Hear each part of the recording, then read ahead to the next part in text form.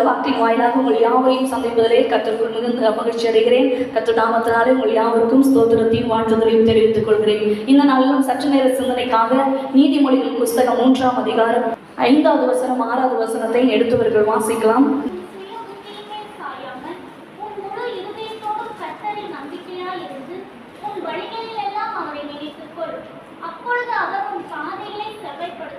நாம் யாவரும் அப்படியே தலைகளை தாழ்த்தி இந்த வார்த்தை மனுமாய் கர்த்தர் நம்மோடு பேசும்படியாய் ஒப்புக் கொடுப்போம்.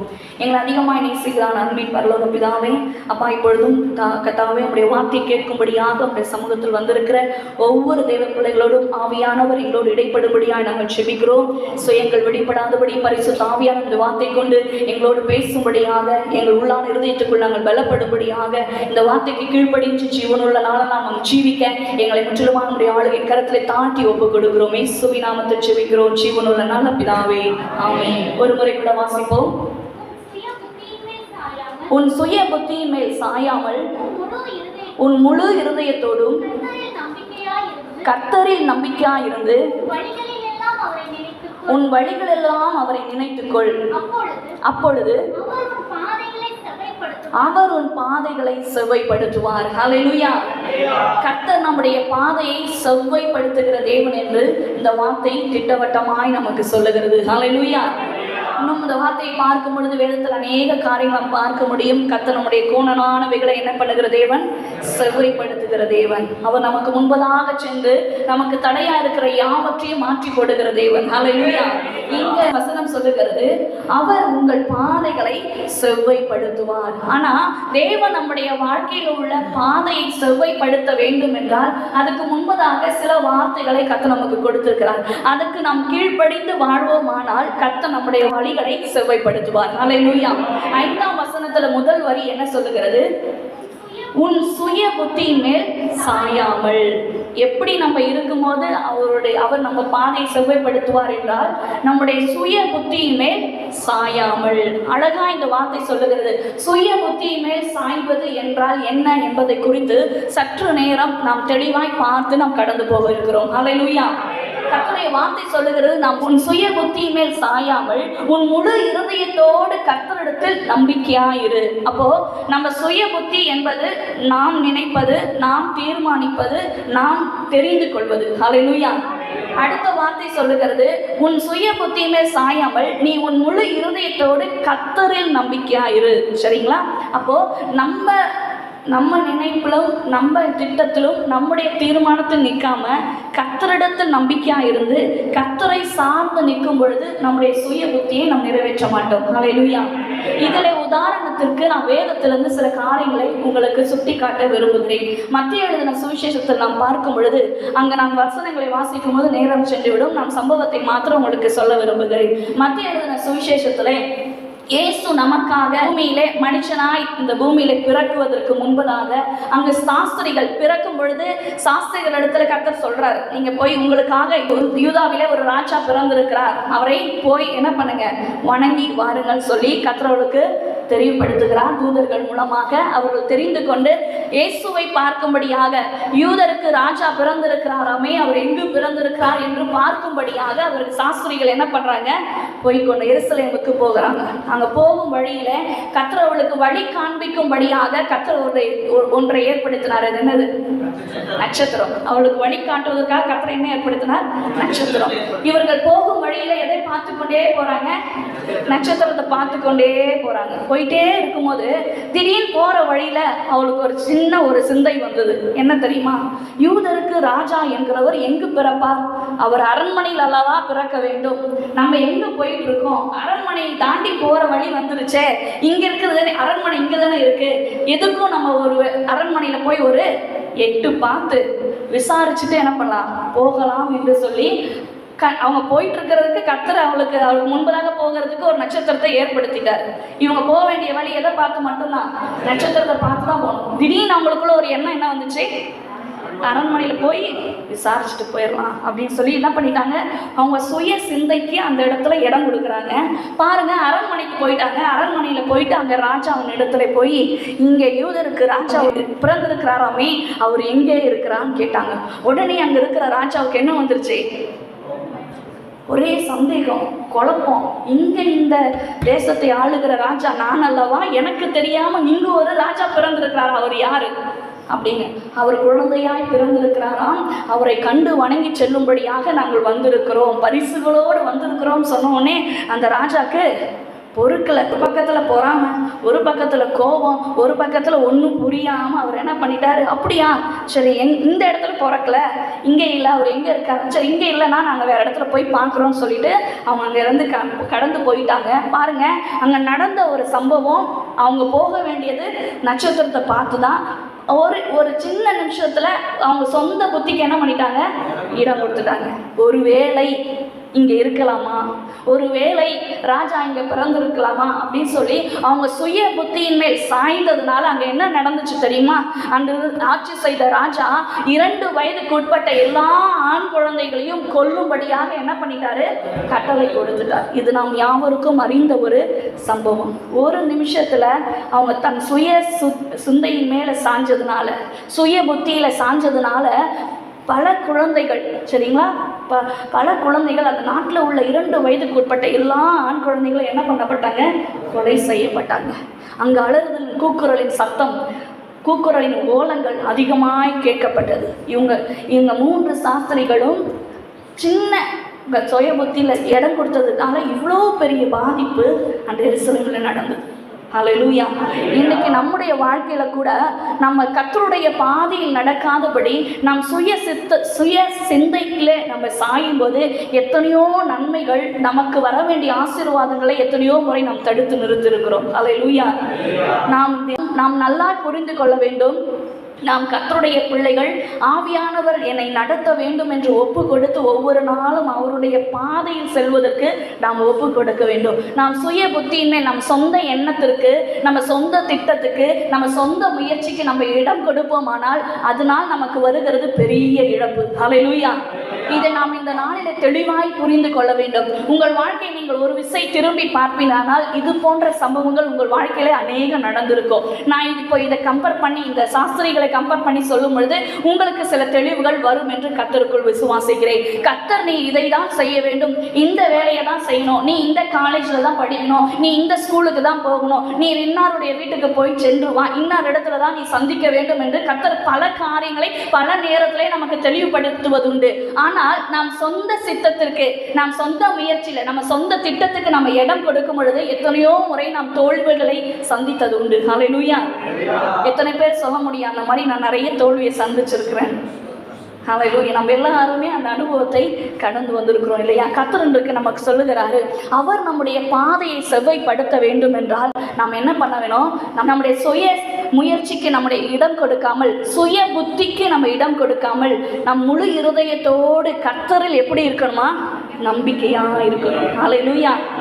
எனக்கு கிடைச்சாலும் பரவாயில்ல, கிடைக்கலனாலும் பரவாயில்ல, இந்த படிப்பு எனக்கு பிடிச்சாலும் பரவாயில்ல, பிடிக்கலனாலும் பரவாயில்ல, இந்த வாழ்க்கை எனக்கு மனத்துக்கு திருப்தியா இருந்தாலும் பரவாயில்ல, திருப்தி இல்லைனாலும் பரவாயில்ல, கர்த்தர் என்னை கொண்டு வந்து நிறுத்தி விட்டார், கர்த்தர் எனக்கு இதை காண்பித்து விட்டார், கர்த்தர் இதை செய்ய என்று அவருடைய சித்தத்தை எனக்கு சொல்லிவிட்டார் என்று ஒரு தெளிவு உங்களுக்கு வந்துவிட்டால் அதுக்கு முழுமையாய் உங்களை ஒப்பு கொடுப்பீங்கன்னா கர்த்தர் நம்முடைய வாழ்க்கை பாதையை செவ்வையாய் நடத்த அவர் வல்லவர். ஹல்லேலூயா.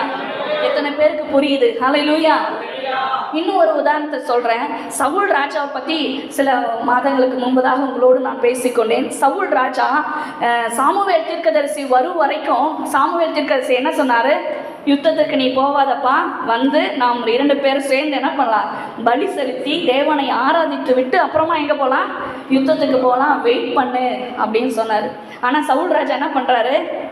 யுத்தத்துக்காக பெலிஸ்தர்கள் வந்துட்டாங்க, இஸ்ரவேல் மக்கள் எல்லாம் அடிச்சு வீழ்த்திட்டே வராங்க. இவருக்குள்ள பயம் வந்துருச்சு, ஐயோ இஸ்ரவேல் மக்கள் எல்லாம் நிறைய பேர் செத்து போயிடுவாங்களே, இன்னும் சாமுவேல் தீர்க்கதரிசியை காணுமே, டைம் பார்த்துட்டே இருக்காரு, நிமிஷங்கள் போயிட்டே இருக்கு, இன்னும் ஒரு 5 நிமிஷம் தான் இருக்கு. அவர் சொல்ல 7 நாள் காத்துருன்னு சொன்னாரு. 6 நாள் ஃபுல்லாக காத்திருந்தாரு. 7ஆவது நாள் முடிகிறதுக்கு ஒரு 5 நிமிஷம் தான் இருக்கு. அதுக்கு முன்னாடி சவுலுக்கு என்ன வந்துருச்சு? ஐயோ இஸ்ரவேல் மக்கள் மறைஞ்சு போயிடுவாங்க, இது என்ன ஆராதிக்கிறதா, பலி செலுத்துறது தான் இது பெரிய விஷயமா சொல்லிட்டு சாமுவேல் தீர்க்கதரிசி வரதுக்குள்ள இவர் என்ன ஒரு பெரிய தப்பா, அவர் வரதுக்குள்ள என்ன பண்ணிடலாம், பலி செலுத்திடலாம் சொல்லிட்டு அவர் சொந்த முயற்சியில் என்ன பண்ணிட்டாரு, பலி செலுத்திட்டார். அதனால் சவுல் ராஜா தன்னுடைய ராஜ பதவியே தன்னை விட்டு என்ன பண்ணிட்டாரு? இழந்து போயிட்டார். ஹல்லேலூயா. அவருக்கு வர வேண்டிய நன்மை, அவரை குறித்து கர்த்தர் வைத்த பெரிய திட்டத்தை என்ன பண்ணிட்டாரு? இழந்து போயிட்டாரு. இன்னைக்கு நமக்கு வர வேண்டிய ஒரு பெரிய ஆசீர்வாதத்துக்கு தடையே நம்ம தான். நமக்கு வர வேண்டிய, எனக்கு வர வேண்டிய, அவரவர் பார்த்து சொல்லுங்க, எனக்கு வர வேண்டிய ஆசீர்வாதத்துக்கு தடையே நான் தான். ஏன் தெரியுமா? நிறைய நேரத்தில் நம்ம என்ன பண்ணிடுறோம்? நம்ம சுய புத்தியில சாய்ந்து விடுகிறோம். சின்ன வயசுல, வாலிப வயசுல எங்க சர்ச்சில் யூத் மீட்டிங் நடக்கும். அப்போ எங்கள் அப்பா சொல்லுவார், யூத் மீட்டிங்கில் எல்லா மீட்டிங்லையும் யூத் பிள்ளைங்களெல்லாம் கவர் பண்ணி உட்கார வைக்க வேண்டியது உன்னோட வேலை தான். அப்படி எனக்கு ஒரு பொறுப்பு கொடுத்துருந்தாங்க. நான் அன்னைக்கு யூத் மீட்டிங் சண்டே அன்னைக்கு என்னோடய ஃப்ரெண்டுக்கு உடம்பு சரியில்லைன்னு சொல்லி நான் பார்க்க போகிறேன் அப்படின்னு எங்கள் அப்பா கிட்ட நான் சொன்னேன். அப்போ எங்கள் அப்பா சொன்னார், ஞாயிற்றுக்கிழமையில் யூத் மீட்டிங்கை கர்த்தர் நியமித்த இந்த கூட்டத்தை விட்டு நீ போவினா அந்த காரியம் வாய்க்காது, உன்னால் அந்த பிள்ளையை பார்க்க முடியாதுன்னு சொன்னார். இல்லை டாடி, அவங்க வீட்டில் தான் இருக்காளா, நான் ஒரு எட்டு போய் பார்த்துட்டு வந்துடுறேன், ரொம்ப க்ளோஸ் ஃப்ரெண்ட் இல்லையா, உடம்பு சரியில்லை, ஆராதனை அட்டன் பண்ணிட்டேன், யூத் மீட்டிங் தானே அப்படின்னு எனக்குள்ள வந்த ஒரு சின்ன அலட்சியம். என்னுடைய சுய புத்தியில் சாஞ்சி நான் என்ன பண்ணிட்டேன், எங்கள் அப்பா பேச்சுக்கு கீழ்ப்படியாமல் அந்த யூத் மீட்டிங்கை தடை பண்ணிவிட்டு என் ஃப்ரெண்டை பார்க்க போனேன். அங்கே பார்க்க போனேன், அவங்க பாட்டி மட்டும்தான் இருந்தாங்க, அந்த பிள்ளை இல்லை. அவங்க வீட்டுக்கு போயிட்டு வர்றதுக்கு 1 மணி நேரம் ஆயிடும். அந்த 1 மணி நேரத்துக்குள்ளே யூத் மீட்டிங் முடிஞ்சிடும். சரிங்களா? நான் அந்த யூத் மீட்டிங்கை தடை பண்ணிவிட்டு அங்கே போயிருந்தேன். எங்கள் அப்பா சொன்ன மாதிரியே அந்த பிள்ளைய என்னால் பார்க்க முடியாமல் போயிடுச்சு. இங்கே கர்த்தருடைய சித்தம் ஞாயிற்றுக்கிழமை இத்தனை மணிக்கு யூத் மீட்டிங்னா நான் அதில் தான் அட்டன் பண்ணியிருக்கணும். ஆனால் என்னுடைய சுய சிந்தைக்கு இடம் கொடுத்து எங்கள் அப்பா சொன்னதை கூட கீழ்ப்படியாமல் நான் அங்கே போனேன். அந்த பிள்ளையை பார்க்க முடியாமல் போயிடுச்சு. வீட்டுக்கு வந்து எங்கள் அப்பாட்ட சொன்னேன், நீ பார்த்தியாமா அப்படின்னு எங்கள் அப்பா கேட்டார். என்னால் பார்க்க முடியல டாடி, அங்கே இல்லை அவங்க அப்படின்னு நான் சொன்னேன். அப்போ எங்கள் அப்பா சொன்னார், ஊழியத்தில் முன்மாதிரியாக இருக்க வேண்டியது நீயும் நம்மளும் தான். ஊழியக்கார குடும்பம் தான் முதல்ல முக்கியம். நீயே யூத் மீட்டிங்கை விட்டு தடை பண்ணிவிட்டு என் ஃப்ரெண்டை பார்க்க போகிறேன்னு சொல்ல, நாளைக்கு உன்னை சார்ந்து இருக்கிற பிள்ளைகளும் இதை தானே சொல்லுவாங்க அப்படின்னு சொன்னார். எனக்கு ஒரு பெரிய பாடத்தை கற்று எனக்கு கற்றுக் கொடுத்தார். அன்று நான் கர்த்தருடைய கரத்தில் ஒப்பு கொடுத்தேன். இந்த மாதிரி கர்த்தர் வைத்திருக்கிற கூட்டத்தை விட்டு, கர்த்தர் எனக்காக நியமித்திருக்கிற ஆராதனைகளை விட்டு நான் எங்கேயும் போக மாட்டேன், ஒப்பு கொடுத்து செலிச்சேன். அல்லேலூயா. இன்னும் இதை நான் எதுக்கு சொன்னா, சின்ன காரியமாக உங்களுக்கு தெரியலாம், ஆனால் அந்த சின்ன காரியத்தை கூட கர்த்தர் ஒவ்வொரு காரியத்தையும் நம்ம என்ன பண்ணிகிட்டே இருக்காங்க, வாட்ச் பண்ணிகிட்டே இருக்கிறார். ஒவ்வொரு சண்டைஸ்லையும் கர்த்தர் வார்த்தை பேசுகிறாரு. இந்த வார்த்தையின்படி என் மகள் நடந்து கொள்ளுகிறாரா, என் மகன் நடந்து கொள்கிறானா, இப்பொழுது நான் ஊழியக்காரர் மூலமா ஒரு ஆலோசனை கொடுத்தனே, அந்த ஆலோசனையின்படி என் மகள் ஜீவிக்கிறாங்களா, இந்த குடும்பம் ஜீவிக்கிறதா என்று ஒவ்வொரு நொடியும் கர்த்தர் நம்ம என்ன பண்ணிட்டே இருக்காரு, வாட்ச் பண்ணிட்டே இருக்கிறார். நம்ம சுய சித்தத்துக்கு, நம்ம சுய சிந்தைக்கு, நம்ம சுய அறிவுக்கு நம்ம இடம் கொடுப்போம். ஆனால் கர்த்தர் நம்மை விட்டு என்ன பண்ணிடுவாரு, விலகி போயிடுவார். அவருடைய திட்டத்தை நாம் அறிந்து கொள்ள முடியாது, அவருடைய தீர்மானத்தை நம்ம அறிந்து கொள்ள முடியாது. நம்முடைய பேச்சில் கூட நம்ம கவனமா இருக்கணும். நான் பார்த்துக்கிறேன், என்னால் முடியும் அப்படின்னு சொன்னால் கர்த்தர் சைலண்டாக ஆகிடுவார். புரியுதுங்களா? நான் பார்த்துக்கிறேன், என்னால் செய்ய முடியும் அப்படின்னு சொன்னீங்கன்னா கர்த்தர் சும்மா இருப்பார். சரி நீ பார்த்துக்கிறேன்னு சொன்னதானே பார்த்துக்கோ அப்படின்ட்டு ஆண்டவர் சைலண்டாக ஆகிட்டா நம்ம வாழ்க்கையில் நடக்குமா? ஏதாவது கண்டிப்பாக நடக்காது. கர்த்தருடைய கரத்தில் நம்ம ஒப்பு கொடுக்கணும்ப்பா, என்னால் செய்ய முடியாது, எனக்கு உதவி பண்ணுங்க. என்னால் இந்த காரியத்தை நிறைவேற்ற முடியாது, எனக்கு உதவி பண்ணுங்க. என் குடும்பத்தில் இப்படி ஒரு பெரிய பிரச்சனை வந்திருக்கு, இதை எப்படி ஃபேஸ் பண்ணணும்னு எனக்கு தெரியல, எனக்கு ஞானத்தை கொடுங்க. நான் எப்படி பேசணும் எனக்கு தெரியல, எனக்கு ஞானத்தை கொடுங்க. பேசணும்னு எனக்கு ஒரு காரியம் ஞாபகம் வருது. நேற்று ஒரு இடத்துக்கு போக வேண்டி இருந்துச்சு. ஆனால் கடைசி சூழ்நிலை அங்கே அவங்களுக்கு ஃபோன் பண்ணி சொல்லிவிட்டு நாங்கள் வருவோம்னு சொல்லிட்டு கடைசி நிமிஷத்தில் நைட் ஆனதுனால அங்கே போக முடியாத ஒரு சூழ்நிலை. இப்போ எப்படி நம்ம அவங்களுக்கு பதில் சொல்கிறது? நான் வரேன்னு சொல்லிட்டேன், போகாமல் இருந்து அவங்க என்ன நினைப்பாங்க, தப்பாக நினச்சிப்பாங்களே, வரேன்னு சொல்லிட்டு நாங்கள் ஆயத்தமாக இருந்தோம், இவங்க வராமல் போயிட்டாங்களே அப்படின்னு சொல்லிடுவாங்களே. எனக்குள்ளே ஒரே பதட்டம், என்ன பேசுறதுன்னு எனக்கு தெரியல. நான் பிளான் பண்ணுறேன், ஸோ அவங்ககிட்ட பேசுகிறதுக்கு நான் பிளான் பண்ணுறேன், என்ன இப்படி சொல்லலாமா, அப்படி சொல்லலாமா, இப்படி சொல்லி அவங்க சமாதானப்படுத்தலாமா அப்படின்னு பிளான் பண்ணுறேன். என்ன பேசுறதில்ல. அப்போ நம்ம பொய் சொன்னால் கர்த்தர் பார்த்துட்டே இருக்கிறாரு. சரிங்களா? பொய் சொன்னாலும் தவறாயிரும். பொய் சொல்லி நாளைக்கு அது உண்மைன்னு தெரிஞ்ச பெரிய பாதிப்பாயிரும். அதனால ஒரு விஷயம் கர்த்தர் அப்பா எனக்கு என்ன பேசணும்னு தெரியல, ஃபோன் ரிங் ஆயிடுச்சு, அவங்க எடுக்காமல் போயிட்டாங்களா, எடுக்காததுனால இதே ஒரு சாக்கா வச்சுருவோம் அப்படின்னு நினச்சிட்டேன். உடனே அவங்க கால் பண்ணுறாங்க. சரிங்களா? கால் பண்ணிட்டாங்க. இப்போ என்ன பேச தெரியல, ஆண்டவரே நீங்கள் பேசுங்க. அப்போ அந்த நிமிஷத்தில் கர்த்தர் ஞானமாய் பேச எனக்கு கிருபை செஞ்சார். நான் பிளான் பண்ணதை பேசவே இல்லை.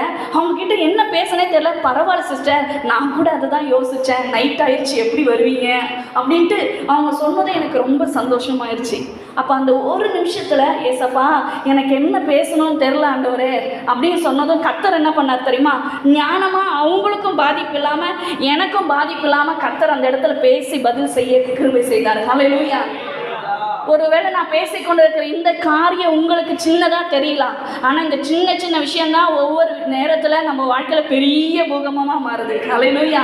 அதனால நம்ம சின்ன விஷயமா இருந்தாலும் நான் பேசும்போது கர்த்தாவே எனக்கு என்ன பேசணும்னு தெரியல, எனக்கு உதவி செய்யுங்க. சில விஷயங்கள் நம்ம குடும்பத்தில் பேசுகிற காரியங்கள் கூட நம்ம கேஷுவலாக பேசுவோம், விளையாட்டாக பேசுவோம். அது ஒரு சிலருடைய இருதயத்திற்கு பாதிப்பாக என்ன ஆயிடுது, மாறி போயிடுது. அதனால் ஒவ்வொரு நாளும் நாம் பேசுவதிலும் சிந்திப்பதிலும் நாம் நடப்பதிலும் கர்த்தாவே என் சுய சித்தத்தின்படி, என் சுய சிந்தையின்படி, என் சுய புத்தியின்படி நான் பேசக்கூடாது, நடக்கக்கூடாது, செய்யக்கூடாது. எனக்கு என்ன பண்ணுங்க, கிருபை தாங்க. உம்மை சார்ந்து கொள்ள, உம்மை நம்பி உம்முடைய இருதயத்தை சார்ந்து கொண்டு நான் வாழ எனக்கு கிருபை தாங்க என்று ஒவ்வொரு நாளும் நாம் ஜெபித்து நம்முடைய வாழ்க்கையை கடந்து போக வேண்டும். ஹல்லேலூயா. இங்க கர்த்தருடைய வார்த்தை அழகாய் சொல்லுகிறது, உன் சுய புத்தியின் மேல் சாயாமல் உன் முழு இருதயத்தோடு கர்த்தரில் எப்படி இரு, நம்பிக்கையாயிரு. கர்த்தரில் நம்பிக்கையா இருப்பதென்றால் கர்த்தருடைய வார்த்தையை நம்பி நாம் நடக்க வேண்டும். கர்த்தருடைய வார்த்தை நமக்கு என்ன போதிக்கிறதோ, கர்த்தருடைய வார்த்தை நமக்கு என்ன பாதையை காண்பிக்கிறதோ அதை நம்பி நாம் வாழும் பொழுது அடுத்த வசனம் சொல்லுகிறது, உன் வழிகளெல்லாம் அவரை நினைத்துக்கொள், அப்பொழுது அவர் உன் பாதையை என்ன பண்ணுவாரு, செவ்வைப்படுத்துவார். ஹல்லேலூயா. அப்போ நாம அவருடைய வழியிலே நடக்க வேண்டும். அவருடைய வழியிலே நடப்போமானால் கர்த்தர் நம்ம என்ன பண்ணுவாரா, செவ்வையான பாதையை நடத்துவார். ஹல்லேலூயா. அவருடைய வழியில நடக்கணும்னா அவருடைய வழி எங்கே காண்பிக்கப்பட்டிருக்கிறது, வேதத்திலே காண்பிக்கப்பட்டிருக்கிறது. அந்த வழி எப்படி இருக்கும் என்பதை ஒவ்வொரு ஆராதனையும் ஊழியக்கார் மூலமாக, செய்தி மூலமாக கர்த்தர் இப்படி செய்யுங்க, இப்படி வாடுங்க, இப்படி பேசுங்க, இப்படி நடங்க, இதை கற்றுக்கொள்ளுங்கள் என்று ஒவ்வொரு நாளும் அவருடைய பாதையை நமக்கு என்ன பண்ணிட்டே இருக்காரு, காண்பித்து கொண்டே இருக்கிறார். அதில் நம்ம அந்த பக்கமும் இந்த பக்கம் திரும்பாம, அவங்க சொல்றது இவங்க சொல்றதுன்னு கேட்காம நம்ம நினைக்கிறத செய்யாம இருந்தா அந்த பாதையில நாம் செவ்வையாய் ஓடுவோம். ஹல்லேலூயா. நாம் கடைசி நாட்களில் வந்திருக்கிறோம், இனி நாட்கள் இல்லை. சரிங்களா?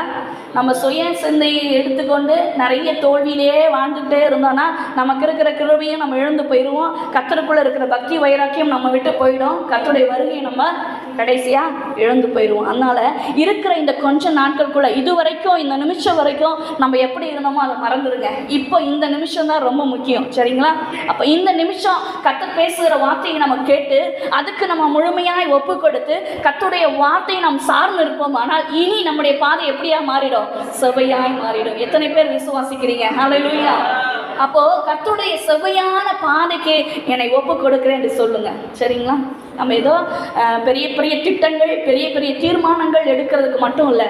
இன்னைக்கு நம்ம ஒருத்தர்கிட்ட பேசினா கூட, ஆண்டவரே நான் பேசுகிற காரியம் உங்களுக்கு சித்தம் தானா, இதை நான் பேசுறது. நாங்களாம் ஊழியத்துக்கு போகும்போது ஒரு ஜெபம் பண்ணுவோம். எப்படி தெரியுமா? ஆண்டவரே நாங்கள் பேசக்கூடாது, நாங்கள் சுவிசேஷம் சொல்லக்கூடாது, எங்கள் நாவோடு இருந்து நீங்கள் பேசுங்க அப்படின்னு சொல்லிட்டு போவோம். ஊழியத்துக்கு போகும்போது நாங்கள் நினச்சி கூட பார்த்துருக்க மாட்டோம் இதெல்லாம் நாங்கள் பேசுவோம்னு சொல்லிட்டு.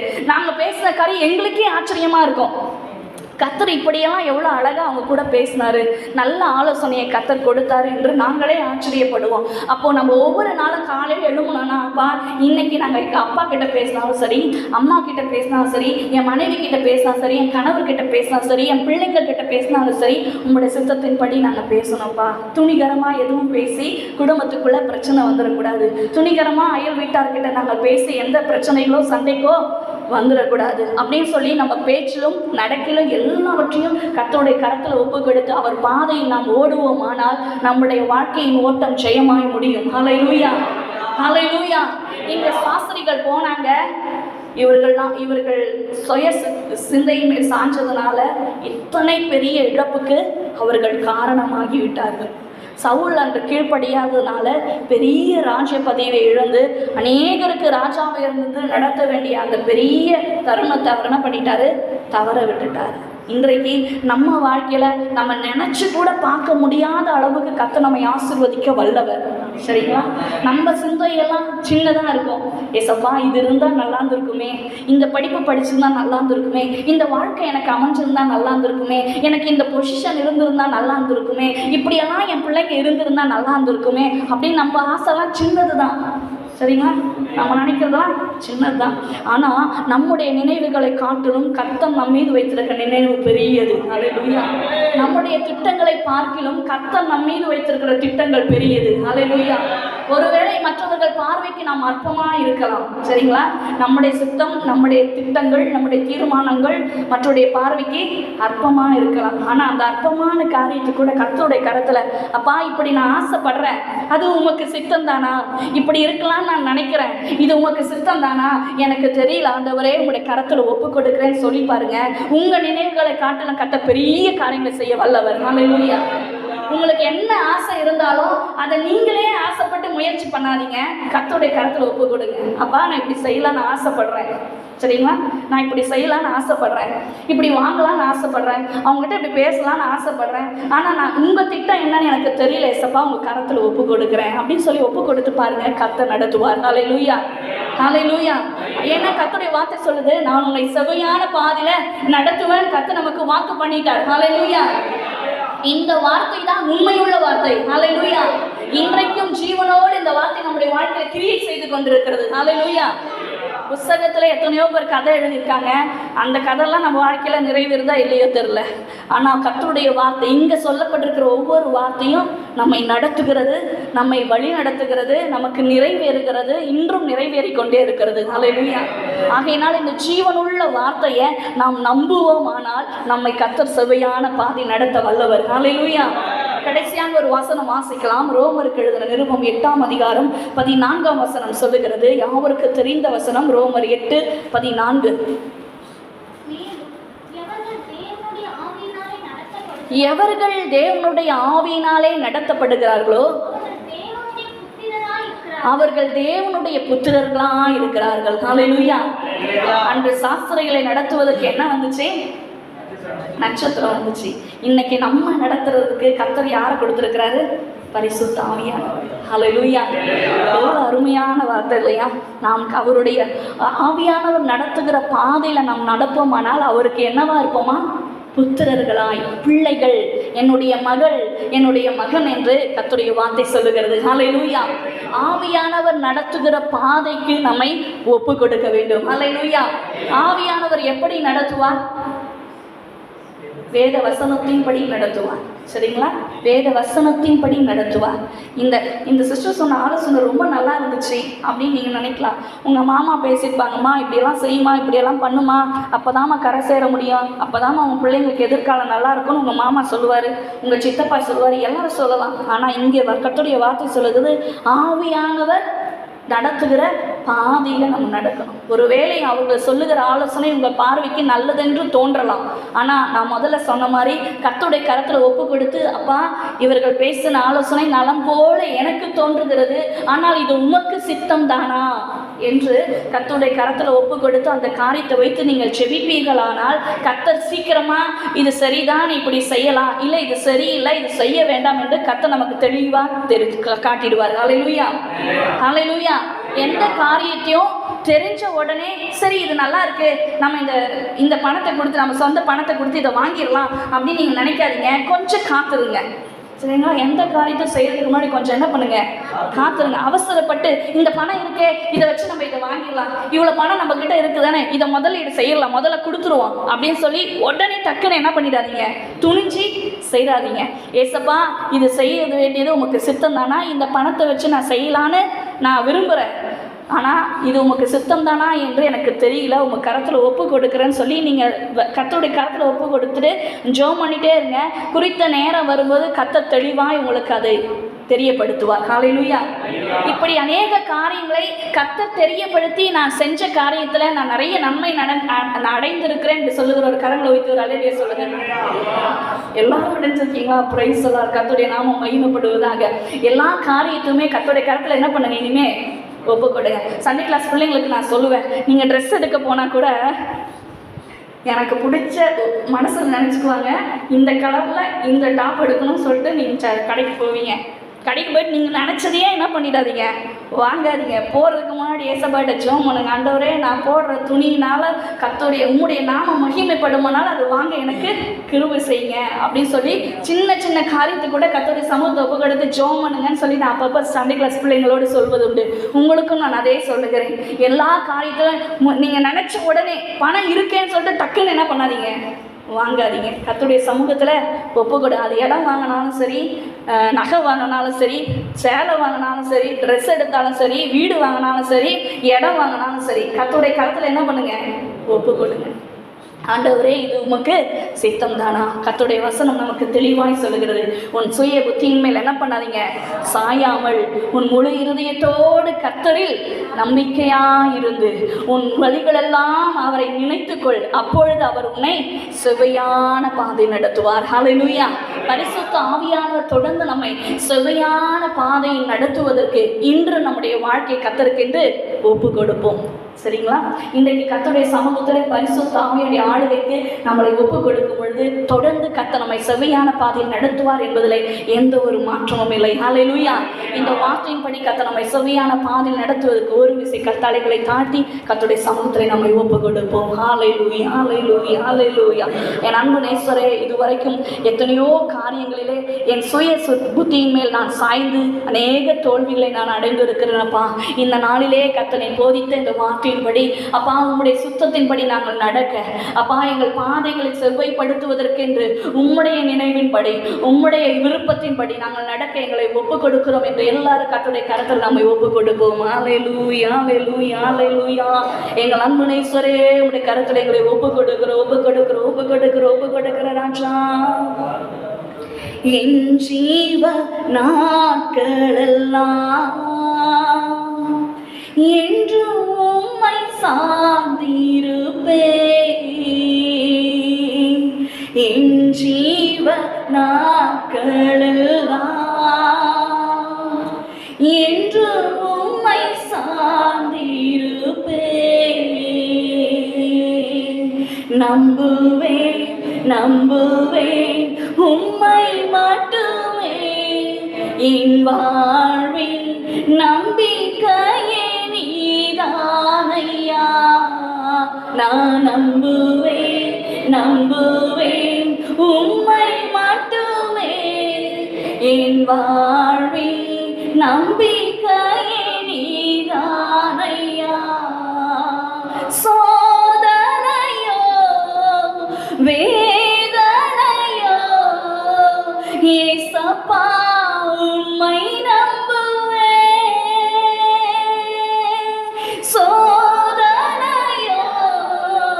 வேதனையோ ஏசையா உம்மை நம்புவேன். ஏசையா உம்மை நம்புவேன். எங்கள் ஏசையா உம்மை நம்புவேன். நான் நம்புவேன், நம்புவேன் உம்மை மட்டுமே, என் வாழ்வில் நம்பிக்கையே நீதானையா. நான் நம்புவேன், நம்புவேன் உம்மை மட்டுமே, என் வாழ்வில் நம்பிக்கையே நீதானையா. எங்களை அதிகமாய் நேசிக்கிற நல்ல பிதாவே, அப்பா இந்த நாளில் ராஜா சற்று நேர சிந்தனையிலே கர்த்தர் எங்களோடு பேசின வார்த்தைக்காய் உமக்கு நன்றி செலுத்துகிற ராஜா. அன்பு நேசரே, இந்த நாளில் கர்த்தர் பேசின வார்த்தையின்படி எங்கள் சுய புத்தியின் மேல் நாங்கள் சாயாமல் ராஜா எங்கள் முழு இருதயத்தோடு உண்மை மாத்திரம் நாங்கள் நம்பி இருந்து நீர் காட்டும் பாதையிலே நாங்கள் நடக்கும்படியாக, உம்முடைய சுவையான பாதையை நாங்களை அடையாளம் கண்டு கொள்ளும்படியாக கர்த்தர் நீர் எங்களுக்கு கிருபை தரும்படியாக, கர்த்தர் எங்களை தெளிவுபடுத்தி தெளிவான பாதையை எங்களை நடத்தும்படியாக உம்முடைய ஆளுகை கரத்தில் எங்களை முற்றிலுமாய் தாழ்த்தி ஒப்பு கொடுக்கிறோம். தொடர்ந்து கர்த்தர் எங்களை நடத்த இந்த கரத்தில் ஒப்பு கொடுத்து ஜெபிக்கிறோம். இயேசுவின் நாமத்தில் ஜெபிக்கிறோம் ஜீவனுள்ள நல்ல பிதாவே, ஆமென்.